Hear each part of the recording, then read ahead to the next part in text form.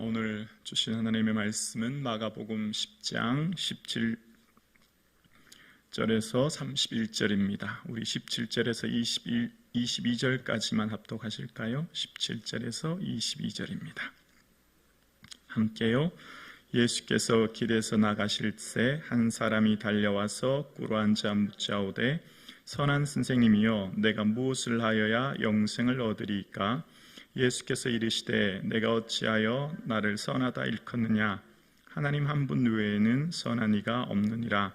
내가 계명을 안 하니 살인하지 말라, 간음하지 말라, 도적질하지 말라, 거짓 증언하지 말라, 속여 빼앗지 말라, 내 부모를 공경하라 하였느니라. 그가 여짜오되 선생님이여 이것을 내가 어려서부터 다 지켰나이다. 예수께서 그를 보시고 사랑하사 이르시되 내가 아직도 한 가지 부족한 것이 있으니 가서 내게 있는 것을 다 팔아 가난한 자들에게 주라. 그리하면 하늘에서 보화가 내게 있으리라. 그리고 와서 나를 따르라 하시니 그 사람은 재물이 많은 고로 이 말씀으로 인하여 슬픈 기색을 띠고 근심하며 가니라. 아멘. 예수님 더욱 사랑하시는 이 하루, 예수님의 기쁨 되는 이 하루 되기를 주님의 이름으로 축복합니다. 아멘. 예수님께서 길을 가시는데 한 사람이 달려와서 꿇어 앉습니다. 그 마음속에 큰 질문이 있었던 것을 봅니다. 그 사람이 오늘 17절에 이렇게 말합니다. 예수께서 길에서 나가실새 한 사람이 달려와서 꿇어 앉아 묻자오되 선한 선생님이여 내가 무엇을 하여야 영생을 얻으리까? 이 한 사람이 예수님께 달려와 세 가지에 대한 얘기를 합니다. 첫째는 예수님을 향하여 선한 선생님, 선을 가르치는 랍비로 생각합니다. 그 출발이 조금 다르죠. 예수님은 좋은 선생, 랍비가 아니라 우리를 구원하는 구원자, 그리스도이시죠. 이 사람은 예수님을 그냥 랍비 선생으로 생각했던 것 같아요. 그리고 이 사람이 고민하던 문제 하나를 이야기합니다. 무엇을 해야 영생을 얻을 수 있습니까? 라는 질문입니다. 먼저 영생에 대한 이야기인데요. 영생은 영원히 사는 것, 한자로는 영원히 사는 것이지만 이게 길게 생명이 오래 유지되는 이런 걸 우리가 흔히 생각하지 않습니까? 근데 여기 영생은 단순히 생명이 길어지는 것 차원이 아니라 하나님의 생명에 참여하는 것입니다. 주 안에 영원한 기쁨 안에 그 영광에 참여하는 거예요. 여러분, 우리가 이 세상에서 생명이 단순히 길어지는 게 그게 참으로 기쁠까요? 이 세상을 살아가는 모든 사람은 염려와 근심과 걱정, 어려움이 다 있죠. 단순히 이 세상에서 생명이 좀 연장되는 것, 조금 길어지는 게 그게 과연 그 사람의 참된 행복이고 기쁨일까요? 여기 영생이라고 하는 말씀하시는 것은 예수 그리스도 안에서 그 영원한 기쁨과 그 영광에 참여하는 겁니다. 그러니까 이 개념은 우리가 생각하는 단순히 생명이 길어지는 것과 조금 다르죠. 그런데 이 사람은 이 세상에서 시간이 좀 더 길어지는 걸 생각했던 것 같아요. 그리고 이 사람은 무엇을 하여야 라는 표현 속에 이 영생은 공로를 통해 뭔가 행위를 통해 얻는 것이라고 생각했던 것 같아요. 그러니까 이 영생을 얻는 영생이라고 하는 것은 내가 뭔가를 행하고 지키고 나의 공로로 얻는 것이라고 생각했던 것 같습니다. 자, 많은 사람들이 오늘 이 부를 가진 이 한 사람이 예수님께 찾아온 이유는 영생에 대한 질문이에요. 지금까지 이 복음서를 살펴보면 예수님을 찾아온 많은 사람들이 공통된 이유가 있습니다. 많은 사람들이 예수님을 찾아온 공통된 이유는 바로 자신과 가정의 결핍의 문제였습니다. 그러니까 그 결핍의 문제는 오늘 하루를 버텨내고 살아가는 게 너무너무 어려운 거예요. 마치 이 세상이 지옥과 같은 시간을 보내고 있는 사람들, 지금에 살아가는 것이 너무나 고통스러운 장애, 귀신 들림, 가난이라고 하는 개인과 가정과 자녀의 결핍의 문제가 마치 지금 하루하루의 삶을 버텨내는 것이 너무나 고통스러운 절망의 한가운데 살아가는 사람들이 그 절박함 속에 예수님께 나왔죠. 그래서 예수님을 통해서 그 결핍의 문제를 해결하는 것이 곧 그 지옥과 같은 인생에서 구원 얻는 것이 되고, 그 결핍의 문제를 해결하기 위해서 나온 것이 예수님을 통하여 예수님이 진정한 그리스도이심을 알고 영생을 얻게 되는 것이 많은 사람들의 공통점이었죠. 그러니까 자신의 절박한 결핍의 문제가 결국 구원을 얻는 씨앗과 동기가 되었고, 예수님을 만나는 동기가 되어서 예수님을 만남을 통해 예수님을 안에 있는 그 영생을 얻게 되는 것이 일반적인 이야기였어요. 그런데 오늘은 출발점이 조금 다릅니다. 오늘은 이 사람이 자신의 결핍의 문제로 예수님께 찾아온 게 아니에요. 자신의 삶에 너무나 큰 이 절박함 결핍의 문제가 삶을 고통스럽게 하여 예수님께 나온 것이 아니라, 지금 이 사람이 예수님께 나온 것은 영생의 문제로 예수님을 찾아왔어요. 지금 이 사람이 살아가는 삶의 자리는 결핍이 아닌 풍요로운 삶인 것을 알 수 있습니다. 왜냐하면 이 뒤에 많은 재물이 있었다라는 것을 통해서 이 사람이 가지고 있는 많은 재물은 풍요와 명예와 인정과 성공과 출세라고 하는 잣대의 기준 안에서 살아가고 있고, 그것은 자신의 의로움을 나타내는 것이며 이 세상을 살아가는 삶을 좀 더 연장시키고 싶은, 이 세상에서의 삶을 좀 더 오래 살고 싶은 그 마음이 예수님께 찾아온 동기가 되는 거예요. 그러니까 지금 이 사람은 재물의 부유함을 통해서 명예와 인정과 성공이라고 하는 것을 누리고, 그래서 그것을 누리며 사는 것에 부족한 한 가지가 영생의 문제, 즉 생명을 좀 더 연장하는 것이 이 사람의 고민이었던 거죠.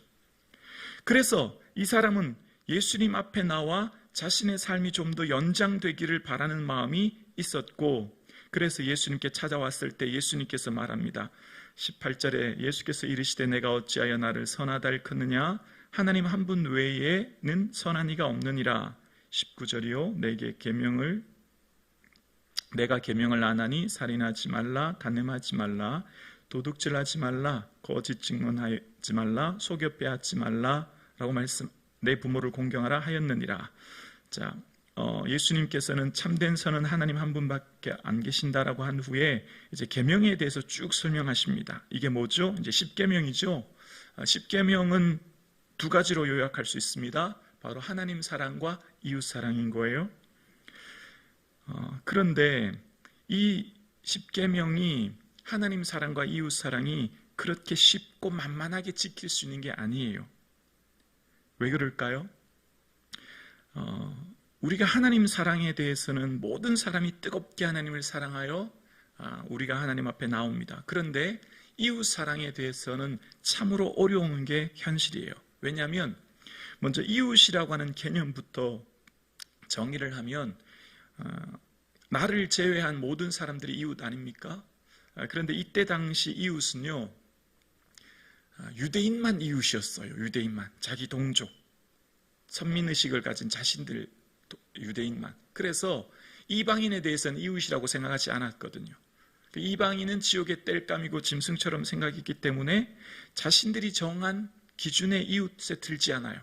그래서 여러분 누가복음 10장에도 보면 선한 사마리아 여인이 강도 만난 사람을 구해주지 않습니까? 그래서 보살펴 주다가 되내려온 둘을 주고 비용이 더 들면 내가 돌봐주겠다라고 했을 때 누가 이 강도 만난 사람의 이웃이 되겠느냐라고 말씀하셨죠. 이 얘기를 하신 예수님 첫 이유는 누가 이웃입니까? 라고 묻는 사람들의 질문에 대답하신 거예요. 그만큼 이웃이 사랑하는 게 어렵다는 거예요. 자신의 정한 기준, 자신이 정한 사람들만 이웃으로 정하고 사랑했던 당시 모습을 봅니다. 어쩌면 우리도 우리가 생각하는 이웃의 범위가 있다는 것을 봅니다. 그러니까 이웃을 사랑하는 것이 얼마나 어려운지 몰라요.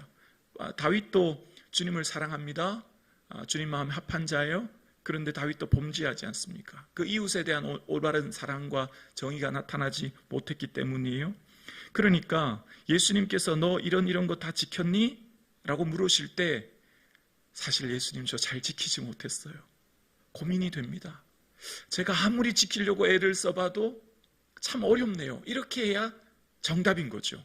왜냐하면 말씀하신 그 10가지 계명 중에 앞에 전반부 하나님 사랑에 대해서는 우리가 어느 정도 애를 써서 이루지만 후반부에 나오는 이웃 사랑이 얼마나 어렵다는 것을 살면서 또 행하면서 얼마나 어렵다는 걸 경험하기 때문입니다. 그러니까 진정으로 내가 이웃을 사랑하기 위해 애를 쓰고 노력했다면 이 예수님의 질문 앞에 쉽게 대답하지 못했을 거예요. 그런데 이 사람은 뭐라고 얘기하죠? 20절에 보면 선생님이여 이것을 내가 어려서부터 지켰나이다 라고 얘기해요.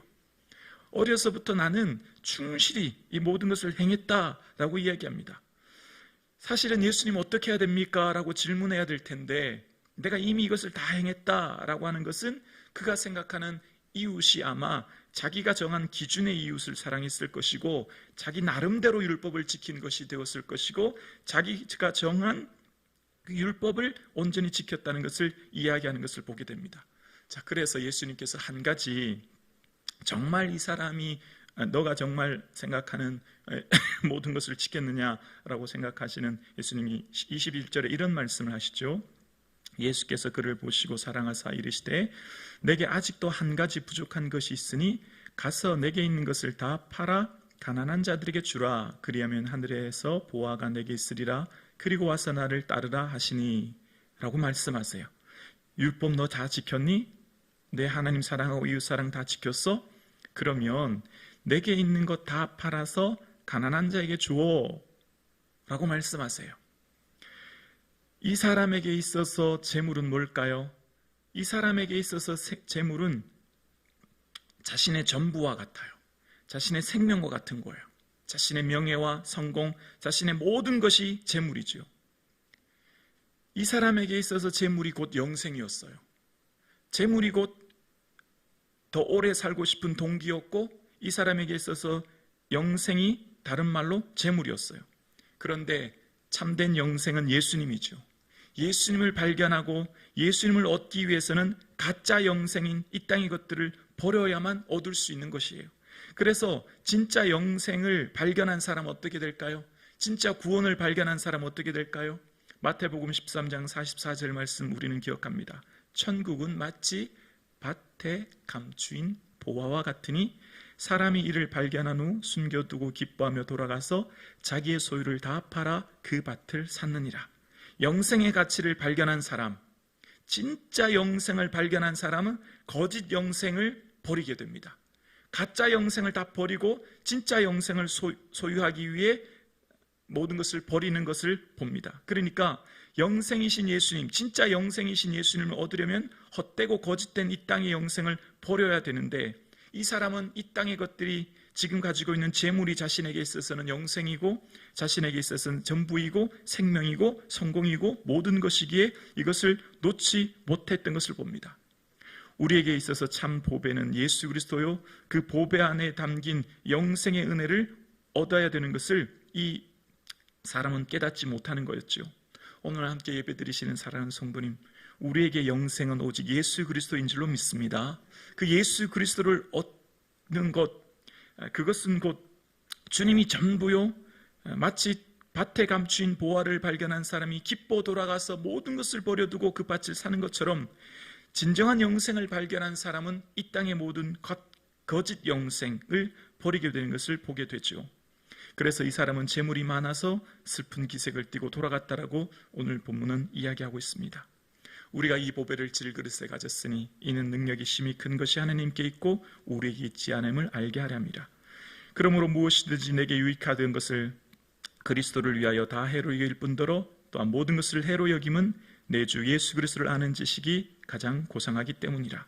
내가 그를 위하여 모든 것을 잃어버리고 배설물로 여김은 그리스도를 얻고 그 안에 발견되려 함이니 예수 그리스도를 만난 사람은 예수 그리스도가 가장 고상한 것이요 보배임을 알기에 이 땅의 모든 것들 배설물처럼 버릴 수 있다 말하는 거죠.